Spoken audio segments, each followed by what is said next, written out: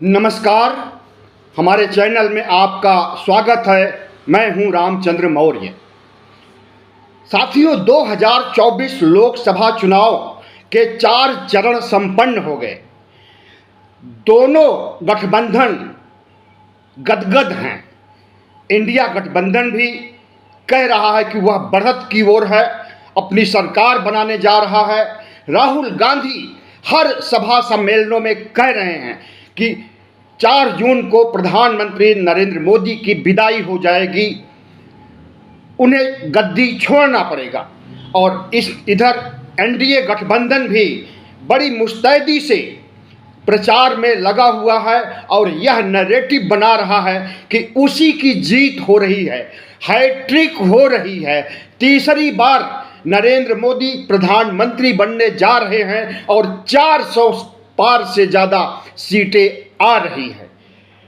हमें लगता है कि भारतीय जनता पार्टी और एनडीए का यह अति आत्मविश्वास है, और जब अति आत्मविश्वास सामने आ जाता है तो अहंकार भी सामने आ जाता है, और इसके साथ साथ सारी लोकतांत्रिक बुराइयां भी सामने आ जाती हैं। और इन्हीं लोकतांत्रिक संवैधानिक बुराइयों के शिकार हुए हैं नरेंद्र मोदी, जिसकी वजह से कि सत्ता छोड़ने जा रहे हैं, या यूं कहें कि जनता उन्हें हटाने जा रही है।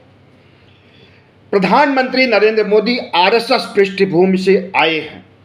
वर्षों तक उन्होंने प्रचारक का काम किया है आरएसएस में। लगभग 35 साल, कभी कहते हैं कभी 40 साल कहते हैं नरेंद्र मोदी कि हमने भीख मांग करके खाया है, और इस दौरान संघ का काम किया है, प्रचार किया है जमीनी स्तर पर। तो क्या यह माना जाए कि आरएसएस के एजेंडे को पूरा करने की चाहत में प्रधानमंत्री नरेंद्र मोदी को प्रधानमंत्री पद की कुर्सी को गंवाना पड़ रहा है? जी हाँ, क्योंकि जिस तरह से आरएसएस की मानसिकता थी शुरू से, संविधान विरोधी, तिरंगा विरोधी, राष्ट्र विरोधी मानसिकता आरएसएस की रही है, और उसी आरएसएस के छांव तले अगर नरेंद्र मोदी पले हैं तो इनके अंदर भी आरएसएस के संस्कारों में, आरएसएस के संस्कार इनके खून में घुले मिले हुए थे। यही वजह थी कि 2014 में जब नरेंद्र मोदी प्रधानमंत्री बनते हैं तो सबसे पहले इनका यही कहना होता है सार्वजनिक तौर पर, टीवी स्क्रीन पर, कि हम आरएसएस के प्रचारक पहले हैं और प्रधानमंत्री बाद में हैं। और इस बात को इन्होंने एक बार नहीं, अनेक बार, अनेक प्लेटफार्म से कही है। 2014 में जब सरकार बनती है तो आरएसएस आश्वस्त हो जाता है कि अब आरएसएस के 100 साल पूरे होते होते संविधान भी हट जाएगा, मनुस्मृति लागू हो जाएगी और हिंदू राष्ट्र बन जाएगा।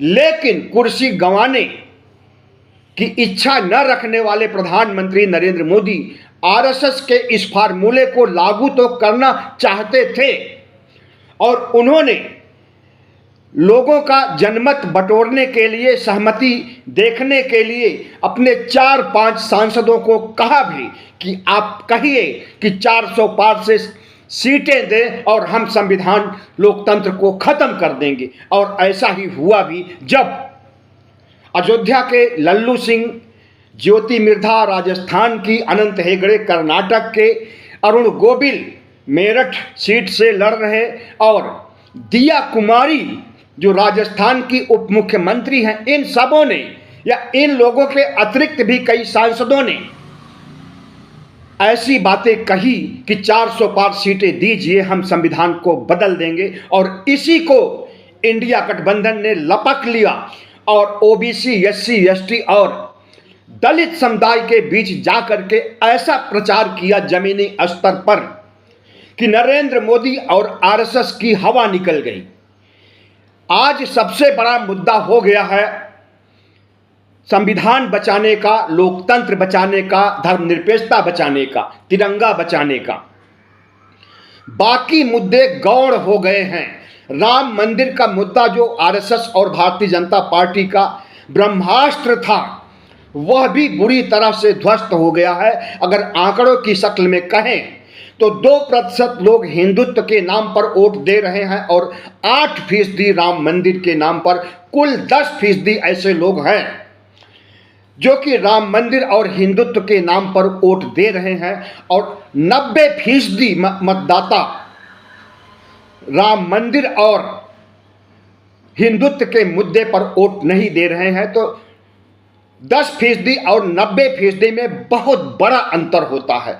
अगर कहा जाए तो भारतीय जनता पार्टी ने अपने कोर वोटर्स को भी, जो ब्राह्मण, बनिया और क्षत्रिय इनके कोर वोटर थे, जिसके लिए यह पार्टी जानी जाती है, जिनकी वजह से भारतीय जनता पार्टी अस्तित्व में आई, और इन्हीं 3 ब्राह्मण, क्षत्रिय, वैश्य को आगे बढ़ाने के लिए, राष्ट्र पर कब्जा करने के लिए इन्होंने काम भी किया। आज ये तीनों, ब्राह्मण भी, क्षत्रिय भी और वैश्य भी, भारतीय जनता पार्टी के साथ अधिकांश वोटर्स नहीं हैं ऊंची जातियों की। ब्राह्मण इसलिए नाराज हैं कि आधे अधूरे मंदिर का उद्घाटन किया गया, मंदिर बना नहीं पूरा और उसका उद्घाटन कर दिया गया। यहाँ तक कि संत, महंत और शंकराचार्य भी नाराज हैं, जिन्होंने एक समय भारतीय जनता पार्टी को अभिशाप भी दिया था हारने के लिए, इस वजह से कि धर्म को सियासी इवेंट बना करके, आधे अधूरे मंदिर का उद्घाटन करके वोट हासिल करने की नीयत से जो प्रधानमंत्री ने 22 जनवरी को राम मंदिर का उद्घाटन किया था, इससे पूरा साधु संत समाज, आरएसएस के लोग भी और शंकराचार्य भी खफा हो गए थे। और खफा होने के बाद कई शंकराचार्यों ने तो पदयात्रा किया और भारतीय जनता पार्टी को हराने की अपील किया। सनातन धर्म को मानने वाले, जो सनातन धर्म के सच्चे अनुयायी हैं, उन्होंने मंदिर मुद्दे पर वोट देने का मन नहीं बनाया है, क्योंकि मंदिर के मुद्दे को प्रधानमंत्री नरेंद्र मोदी ने गलत ढंग से पेश किया है, इसे एक सियासी इवेंट बना करके छोड़ दिया है। और दूसरी तरफ पूरा का पूरा क्षत्रिय समाज भारतीय जनता पार्टी से खफा है। वजह आपको पता ही होगी कि गुजरात से यह आग भड़की और पूरे देश में फैल गई, जब इनके भारतीय जनता पार्टी गुजरात के सरकार के एक मंत्री रूपाला ने क्षत्रिय समाज के खिलाफ, क्षत्रिय समाज की बहन बेटियों के खिलाफ बयान जारी किया, तो उसके बाद से पूरा गुजरात ही नहीं बल्कि पूरे देश का क्षत्रिय समाज भारतीय जनता पार्टी के खिलाफ हो गया और वह इंडिया गठबंधन को जिताने की कोशिश कर रहा है। इसी तरह से वैश्य समाज, जो इनका कट्टर समर्थक था, भारतीय जनता पार्टी की पहचान बनियों के आधार पर, दुकानदारों के आधार पर हुआ करती थी एक जमाने में। क्षत्रिय समाज के बाद वैश्य समाज इसलिए नाराज हुआ कि अरविंद केजरीवाल को बगैर किसी बड़े कारण के ईडी के द्वारा जेल में ठूंस दिया गया, चुनाव प्रचार नहीं कर सके और आम आदमी पार्टी को खत्म करने, बनियों की जो पार्टी है इसको खत्म करने के लिए नरेंद्र मोदी ने जिस तरह से कोशिशें किया लेकिन कामयाब नहीं हो सके। सिर्फ अरविंद केजरीवाल की गिरफ्तारी हुई और उस गिरफ्तारी से भी छूट करके जमानत पर 21 दिन के लिए आने के बाद जो लहर देखने को मिल रही है, उससे भी प्रधानमंत्री नरेंद्र मोदी की भद्द पीट रही है। और आम आदमी पार्टी जहां जहां चुनाव लड़ रही है लोकसभा का, वहां पर लगभग 100% सीटें हासिल करने जा रही है। दिल्ली में कांग्रेस से समझौता हुआ है, 3 सीटें कांग्रेस को मिली हैं, 7 सीटें आम आदमी पार्टी रखी है अपने पास।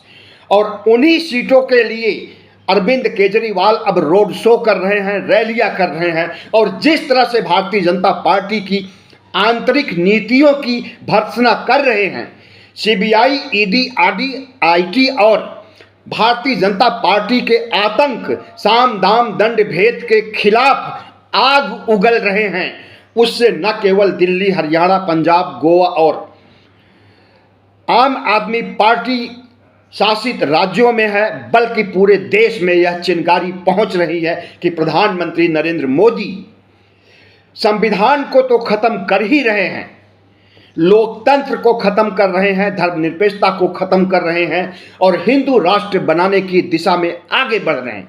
भले ही प्रधानमंत्री नरेंद्र मोदी और अमित शाह इस बात का खंडन कर रहे हैं कि हिंदू राष्ट्र नहीं बनाया जाएगा, संविधान नहीं बदला जाएगा और मनुस्मृति नहीं लागू किया जाएगा, लेकिन उनके चाल चरित्र चेहरे को इस देश की जनता इन 10 सालों में अच्छी तरह से भांप ली है। तो प्रधानमंत्री नरेंद्र मोदी, आरएसएस और भगवा गैंग की कलई खुल गई है। उसका एक आधार है जो इस देश की जनता ने नैरेटिव बनाया है, विचारधारा बनाई है भारतीय जनता पार्टी के खिलाफ।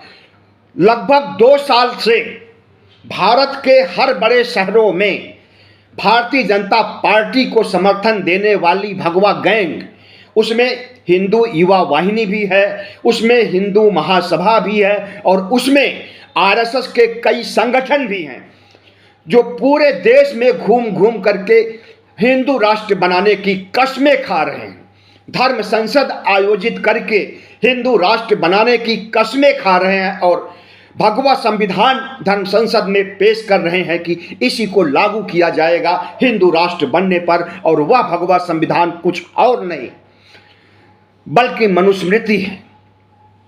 तो भारतीय जनता पार्टी के चाल चरित्र चेहरे, उसके मंसूबे को इंडिया गठबंधन के नेताओं ने अच्छी तरह से अवगत कर दिया है, खास करके ओबीसी एससी एसटी मतदाताओं को। उसके बाद से ही चुनाव का रुख बदल गया है और अंडर करंट आ गया है। अंडर करंट होता है जो दिखाई न दे और लहर होती है जो दिखाई देती है। तो वह under current OBC SC ST के अंदर है और इन्हीं के वोटों के बल पर नरेंद्र मोदी 2014 और 2019 में रिकॉर्ड मतों से जीते थे। ओबीसी समाज का, सिर्फ ओबीसी समाज का 44% वोट नरेंद्र मोदी को मिला था 2019 में। दलित समुदाय का भी एक बड़ा तबका, जाटों को छोड़ करके बाकी सभी दलितों ने भरपूर समर्थन किया था और वोट दिया था नरेंद्र मोदी को। कोरी, जुलाहा, बुनकर जैसी दलित जातियों ने भर भर के वोट दिया था नरेंद्र मोदी को। कोरी समाज से आते हैं रामनाथ कोविंद, जिन्हें राष्ट्रपति बनाया गया था मुर्मू के पहले।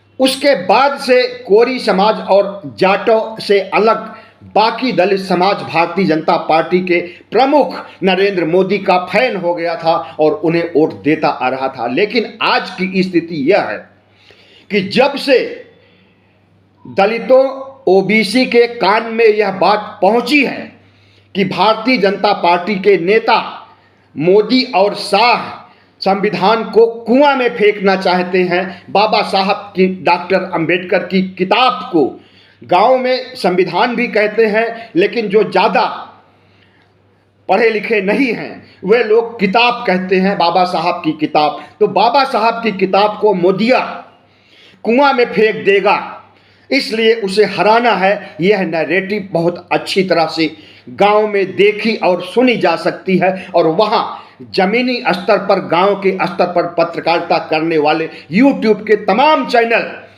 पहुंच चुके हैं और वहां से जो रिपोर्टिंग कर रहे हैं उसमें कह रहे हैं कि सिर्फ एक मुद्दा यहां गांव में काम कर रहा है और वह है संविधान बचाने के लिए प्रधानमंत्री नरेंद्र मोदी को हराना। मुद्दे तो बहुत से हैं, महंगाई का भी मुद्दा है, बेरोजगारी का भी मुद्दा है। 45 साल में ऐसी बेरोजगारी कभी नहीं थी जैसी कि मोदी राज में हुई और गरीबी भी ऐसी नहीं थी जैसी कि मोदी राज में है। गरीबी का स्तर तो यहाँ तक है कि 80 करोड़ लोगों को 5 किलो राशन पर जिंदा रखा जा रहा है। हर परिवार को 5 किलो राशन हर महीने दिया जाता है, एक ऐसी बोरी में जिसमें प्रधानमंत्री नरेंद्र मोदी का फोटो चस्पा होता है। तो प्रधानमंत्री नरेंद्र मोदी लाभार्थी बना करके उनका वोट हासिल करने के लिए 2014 और 2019 में प्रयास किए थे और वह उसका फायदा मिला भी था। लेकिन राशन के लाभार्थियों से भी गांव यूट्यूब चैनल के पत्रकारों ने बात किया तो यह बात निकल करके आई 5 किलो राशन में तो हमें जिंदा रखने की कोशिश की जा रही है, हम मरने न पाएं और जीने भी न पाएं ढंग से, इसके लिए 5 किलो राशन दिया जा रहा है। तो हमें रोजगार क्यों नहीं दिया जा रहा है? अब 5 किलो राशन के लाभार्थी रोजगार मांग रहे हैं और उस रोजगार को दे पाने में नरेंद्र मोदी सक्षम नहीं साबित हो रहे हैं और कोई आश्वासन भी नहीं दे रहे हैं कि हम अगली बार जीत करके तीसरी बार आएंगे तो रोजगार देंगे, क्योंकि 2014 में 2 करोड़ हर साल नौकरियां देने का जुमला छेड़ चुके हैं और वह जुमला कामयाब नहीं हुआ और उस जुमले से आज बच्चा बच्चा भी वाकिफ हो गया है। इसलिए प्रधानमंत्री नरेंद्र मोदी ऐसा कोई जुमला भी नहीं सुनाना चाहते हैं कि हम 2 करोड़ नौकरियां या 3 करोड़ नौकरियां 1 साल में, 2 साल में या 5 साल में देंगे। अगर ऐसा वो प्रचार करेंगे कि नौकरियां देंगे तो कोई विश्वास नहीं करेगा। और सबसे पहला सवाल तो यही होगा कि जब 30 लाख नौकरियां केंद्र और राज्य सरकारों में खाली हैं, सरकारी नौकरियां 30 लाख खाली हैं और बेरोजगार टहल रहे हैं सड़कों पर, उन्हें 30 लाख नौकरियां क्यों नहीं दी जा रही है? और उन्हीं 23 लाख नौकरियों के लिए राहुल गांधी ने एक बहुत बड़ा मुद्दा बना दिया है कि जिस दिन इंडिया गठबंधन की सरकार बनेगी उसके बाद 15 अगस्त से 30 लाख नौकरियां देने का कार्यक्रम शुरू हो जाएगा और जिन युवाओं ने ग्रेजुएशन, पोस्ट ग्रेजुएशन या डिप्लोमा किया है उन्हें इंटर्नशिप देकर कंपनी में नौकरी लगाने का भी काम करने की बात कांग्रेस कह रही है। राहुल गांधी हर एक सभा सम्मेलन में यही कह रहे हैं कि हम महालक्ष्मी योजना के तहत हर परिवार की एक महिला को लखपति बनाएंगे और इस देश में अगर नरेंद्र मोदी 22 कारपोरेट सेक्टर के उद्योगपतियों को माला माल करेंगे, उन्हें करोड़पति अरबपति बनाएंगे तो हम इस देश की जनता के लाखों लोगों को लखपति बनाएंगे। और यह बात जमीनी स्तर तक पहुंच भी गई है। तो प्रधानमंत्री नरेंद्र मोदी चारों तरफ से फंस चुके हैं। इस बार राहुल और इंडिया गठबंधन ने जिस तरह से प्रधानमंत्री नरेंद्र मोदी को घेरा है और जिस तरह से इनकी नीतियों को, इनकी काम करने की शैली को, इनके जुमलों को, इनके झूठ को उजागर किया गया है, उससे इस देश की जनता अच्छी तरह से वाकिफ हो गई है। और आज देश का बच्चा बच्चा प्रधानमंत्री को झूठा जुमलेबाज कहता है।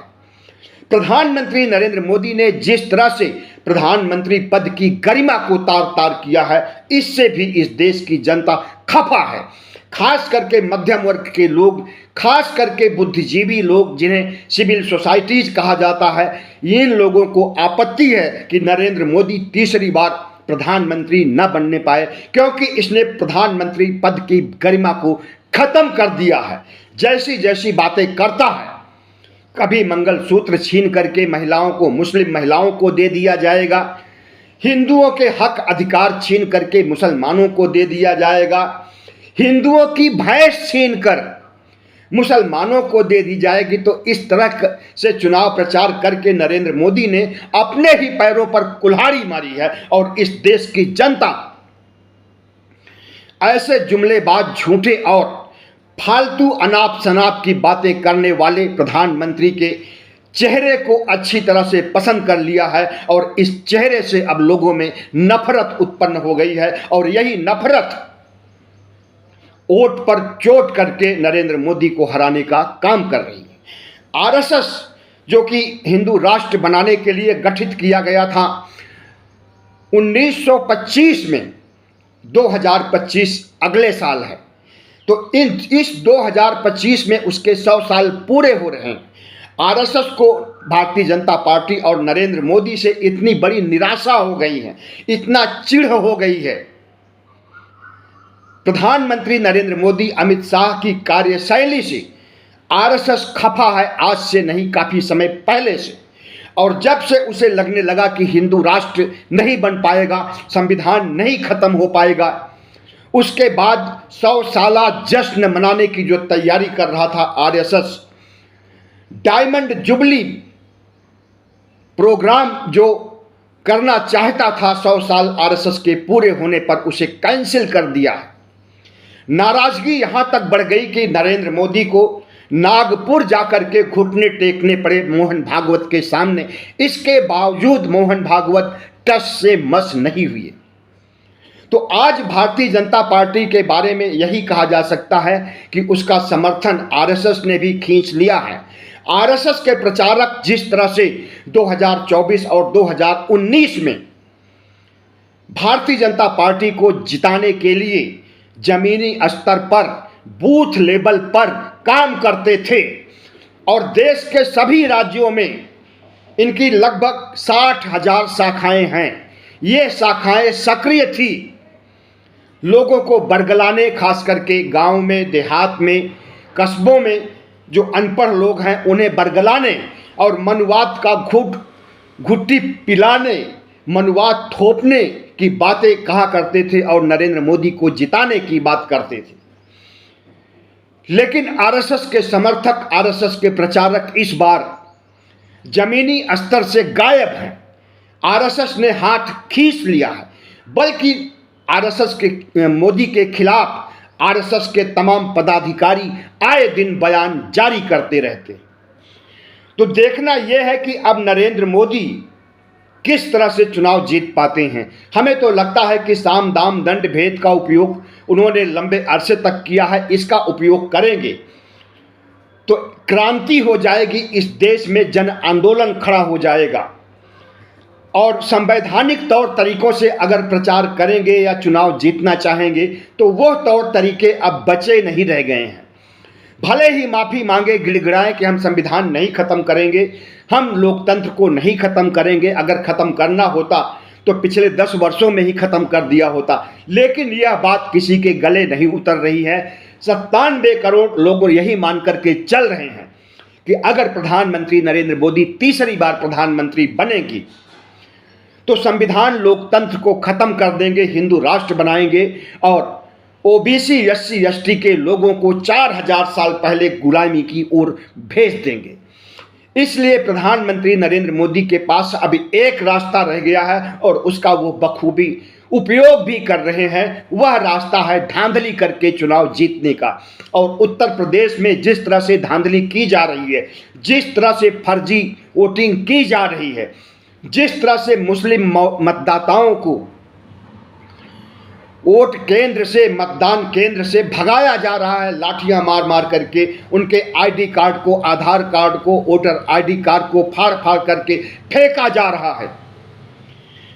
लेकिन हमें लगता है कि इससे भी भारतीय जनता पार्टी की बात नहीं बन सकेगी।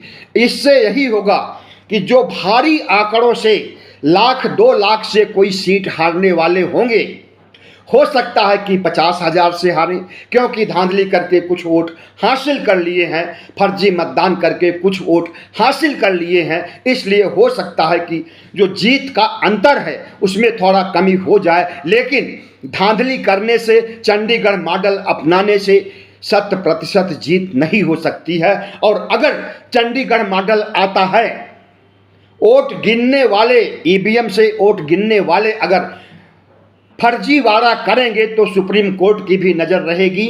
और चंडीगढ़ मॉडल ने बता दिया है कि सुप्रीम कोर्ट इस मामले में बहुत सख्त है और चंडीगढ़ मॉडल के इनके मंसूबे को ध्वस्त कर दिया है। और चंडीगढ़ मॉडल लोकसभा चुनाव में लागू नहीं हो पाएगा। और अगर लागू होगा तो सुप्रीम कोर्ट स्वतः संज्ञान लेकर के नरेंद्र मोदी और भारतीय जनता पार्टी पर जो हथौड़ा चलाएगा कि फिर ये भारत मुक्त ही हो जाएंगे। वैसे भारत मुक्त तो इनको होना ही है, चाहे वो सुप्रीम कोर्ट करे और चाहे इस देश के 97 करोड़ मतदाता करें। ज़्यादा उम्मीद यही है कि इस देश के ओबीसी, एससी, एसटी के लोग ही संविधान बचाने के लिए बीजेपी को भारत मुक्त करेंगे। बहुत बहुत धन्यवाद। हमारे चैनल को सब्सक्राइब कीजिएगा, लाइक कीजिएगा और शेयर कीजिएगा।